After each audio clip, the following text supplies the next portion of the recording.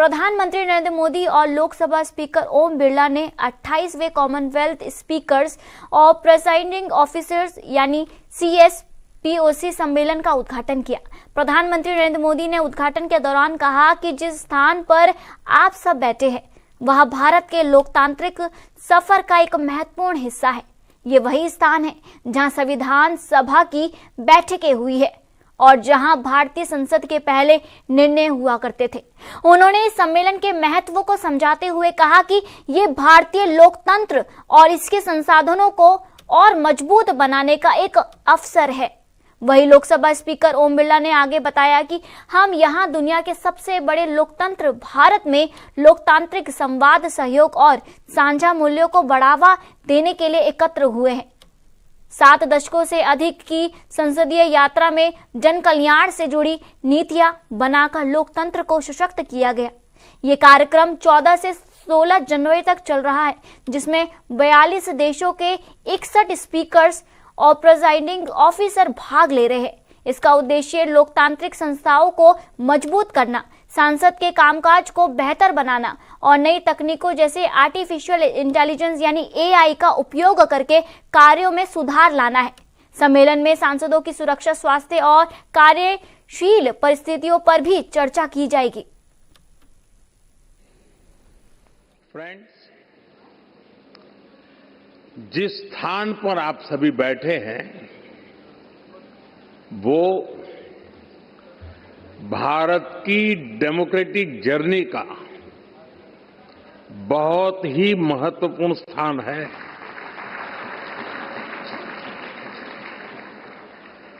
गुलामी के आखिरी वर्षों में जब भारत की आजादी तय हो चुकी थी, उस समय इसी सेंट्रल हॉल में भारत के संविधान की रचना के लिए संविधान सभा की बैठकें हुई थी।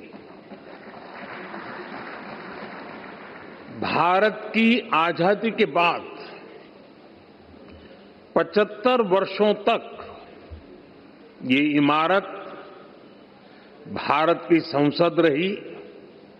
इस हॉल में भारत के भविष्य से जुड़े अनेक महत्वपूर्ण निर्णय, अनेक चर्चाएं हुई। अब लोकतंत्र को समर्पित इस स्थान को भारत ने संविधान सदन का नाम दिया है। कुछ समय पहले ही भारत के संविधान को लागू हुए 75 वर्ष हुए हैं। मैं इस संविधान सदन में आप सभी अतिथियों का आना भारत के लोकतंत्र के लिए दुनिया आपकी ओर देख रही है।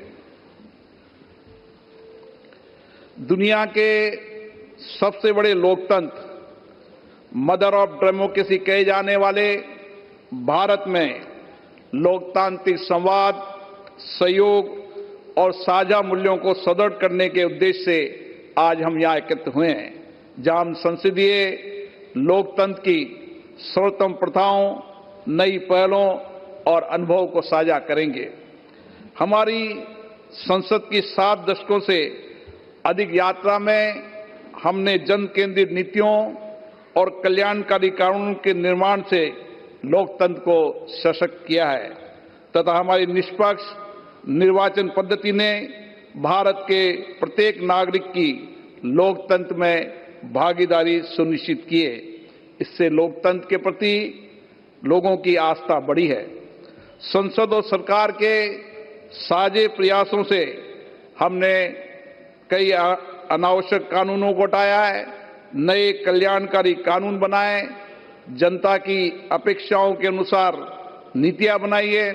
इसका परिणाम है कि आज हम विकसित और आत्मनिर्भर राष्ट्र के निर्माण के लक्ष्य की ओर मजबूती से बढ़ रहे हैं। माननीय प्रतिनिधिगण, राष्ट्रमंडल देशों के इस संसदीय परिवार में विभिन्न देशों के पीठासीन अधिकारियों को वैश्विक महत्व के वर्तमान मुद्दों पर एक साथ लाने की क्षमता है। आज विश्व अभूतपूर्व तकनीकी परिवर्तन के दौर से गुजर रहा है। एआई और सोशल मीडिया ने लोकतांत्रिक संस्थाओं की दक्षता और कार्यकुशलता को बढ़ाया है, लेकिन इनके दुरुपयोग से गलत सूचना, साइबर अपराध और सामाजिक विभाजन जैसी गंभीर चुनौतियां भी हमारे सामने है।